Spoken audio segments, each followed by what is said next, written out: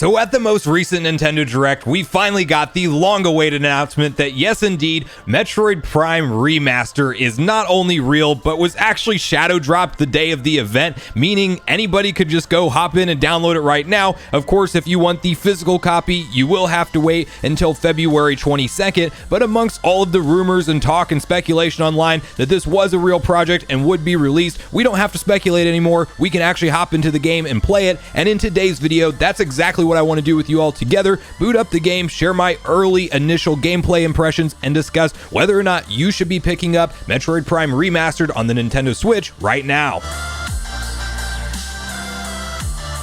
What's up, Nation? If it's your first time on the channel, make sure you join Sunbro Nation by subscribing below. Hit the like button on this video if you enjoy it today, and make sure you turn on your bell notification icon so you're kept up to date with all the newest gaming news. Now, guys, it's hard for me not to smile making this video because you may have seen videos past on the channel where I was booting up the emulated version of Metroid Prime, or originally on the GameCube version that I own, just to re-experience the game briefly, and I was purposely avoiding a full playthrough of this game because I knew that all the smoke around it had to be coming at some point. We had numerous different names: Emily Rogers, Nate the Hate, and most namely Jeff Grubb, betting his hair on the line, saying that this thing would be released, and it would actually be released before the end of the year 2022. And unfortunately, trying to time Nintendo does not always work out in people's favors, and it didn't work out in Jeff Grubb's favor. But however, we now have it not only announced and available, but actually truly shadow dropped on the eShop, which is a very uncharacteristic thing for Nintendo to do, especially when they are actually going to sell and market the game with a retail copy as well.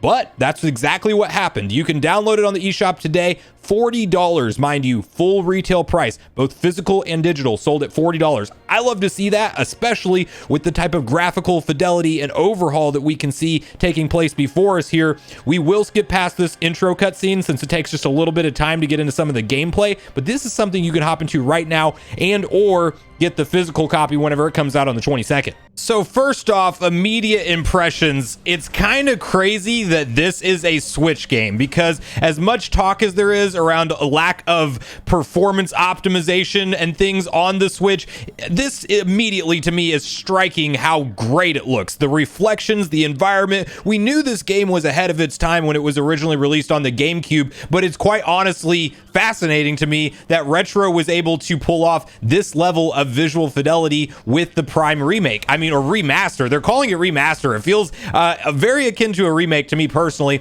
Of course, we do know that the modern stick controls are enabled, so you can now go ahead and aim correctly with two different control sticks. That is a very nice quality of life addition. I will be experimenting with the controls in just a little bit to make sure that there's not a motion support option, because I've not looked into that yet at the time of filming this video. And I do think it'd be interesting if, because it's so easy to point and aim, if maybe Nintendo tried to play to the crowd that grew up with the Wii port of Metroid Prime Trilogy, and maybe you played through all three at once on the Wii.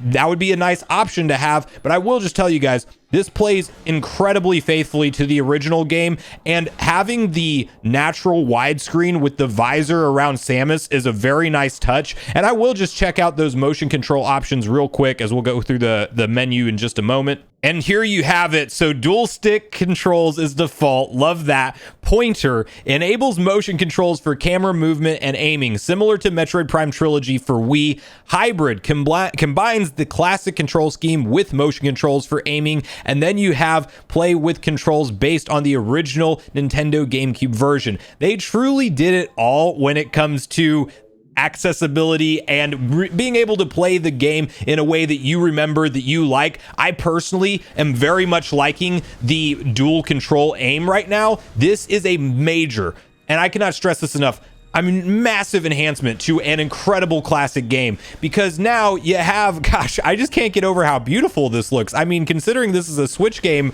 you know, and I know it's old in the sense of it was, you know, released 20 years ago on the GameCube. It clearly looked incredible then, but it looks even more incredible now, even environmental effects and things sticking out to me. So there's going to be a lot of fun to be had with this. I can guarantee you that. I still got to get used to all the controls mapped to the Pro controller. This so far looks and feels fantastic. I will have to figure out how to get into my morph ball if it doesn't tell me, because again, first time playing, you guys are seeing my initial reaction. Okay, so it was Y, but for some reason that took me a minute to figure out on the D-pad. But yes, I mean, you just have to take a second and realize that with all of these different enhancements and controls, that this is going to be, I mean, 20-30 hour game if you want to 100% it, potentially even more than that. $40, and it's something that you can buy right now. It's honestly a kind of a crazy value. Now, I know that some will probably just say that, well, they've already released these games on the trilogy for $60 on the Wii, so it's actually not that great of a deal. I have seen some people online complain about these door textures as well. Nothing is going to bother me from this game. It legitimately feels and plays great, as responsive as you would want it, as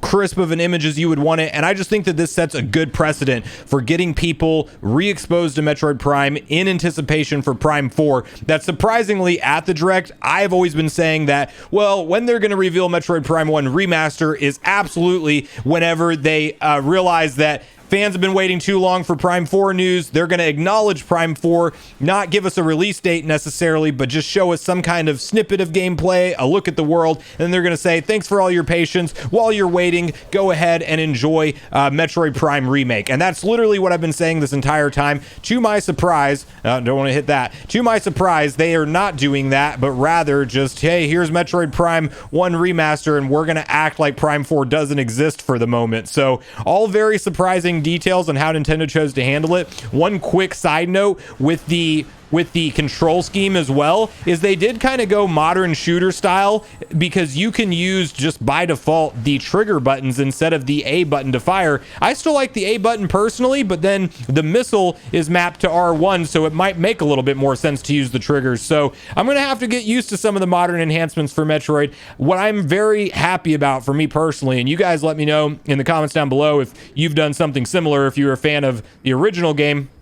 Did you wait to replay it because you thought it was actually coming, or did you go back through and replay it more recently because you thought Nintendo wouldn't indeed finally ever release it? And then also, this is another conversation that we have to have, and a point to discuss is, does Nintendo ever bring Prime 2 Echoes and Prime 3 Corruption over, or are those going to be like the forgotten Prime games that you just don't have a good, easy, modern way to play them? Because they very well could just leave them there. We still have games like Mario Galaxy 2 being fully left on the Switch, even though we got the full collection of Mario 3D All-Stars rather. So, you know, it's one of those things. Nintendo's Nintendo at the end of the day. I am glad that we continue to cover the different reports suggesting that this game would be out, different updates around it. Sometimes people get frustrated with, you know, quote unquote insiders when we don't get everything as soon as we thought that they predicted it. But I think that's the big thing that we've learned with Nintendo, is that you cannot really time them. Was this project real all along? Absolutely. Clearly, I'm playing it right now.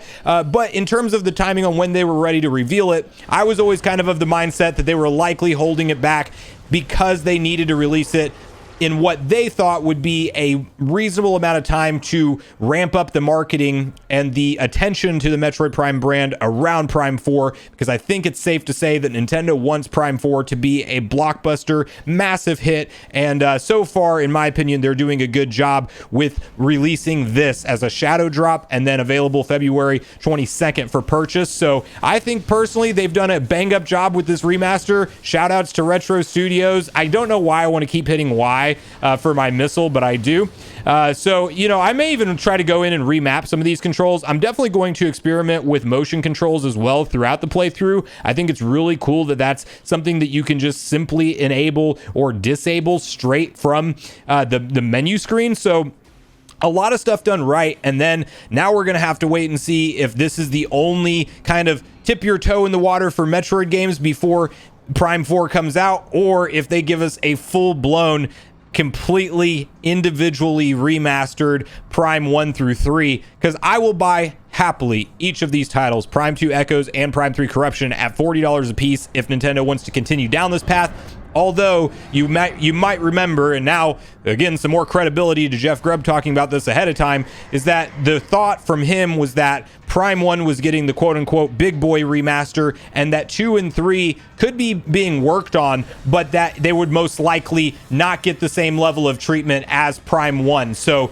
could we be seeing that here with just Prime 1 being officially available and announced? Like, you know, a lot of people thought originally that it was Prime Trilogy, and then as time went on, it sounded like, no, it's going to be Prime 1 standalone, and sure enough, that's what we got. Because if I was a betting man, you know, I've probably even said it in videos years back where I really did think that it was Prime Trilogy HD because that just seemed to make the most sense. Gosh, this game is so much fun. It looks incredible. You guys really do have to give it a shot. I can't encourage that enough.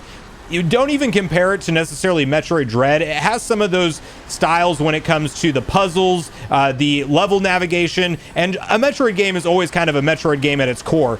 But this one plays very different. It does have a different feel because there's 3D platforming. You're in a 3D environment. It's a first-person shooter, technically, with the option to go third-person when you, of course, go to your morph ball. But I can't recommend this game enough. I'm going to dive through the entire story and go for that 100% complete run. But this is where I really want to hear from you guys at this point in the video. Your personal thoughts and feelings around Metroid Prime Remastered fully being available, ready today. What did you think about the shadow drop? Do you already own it and are you playing through it? Are you waiting for the physical copy? How do you feel about how Nintendo is now really handling the lead up to Metroid Prime 4? And I really want to hear from you guys on whether or not you think we're going to see Metroid Prime 2 Echoes and or Prime 3 Corruption released as standalone ports, or if you think that maybe this is something that Nintendo just skips over and looks over and acts like it doesn't exist, similar to how we have no easy way to play Super Mario Galaxy 2 on the Switch. So regardless of your thoughts and feelings on everything we talked about today, I do look forward to hearing from you all in the comments down below before you leave the video, as I do look forward to getting a back and forth conversation started with you all around these topics. Go watch yesterday's video next if you haven't already, which is on screen right now. Also make sure you like, subscribe, turn on your notification bell, and I will see you guys in the next video.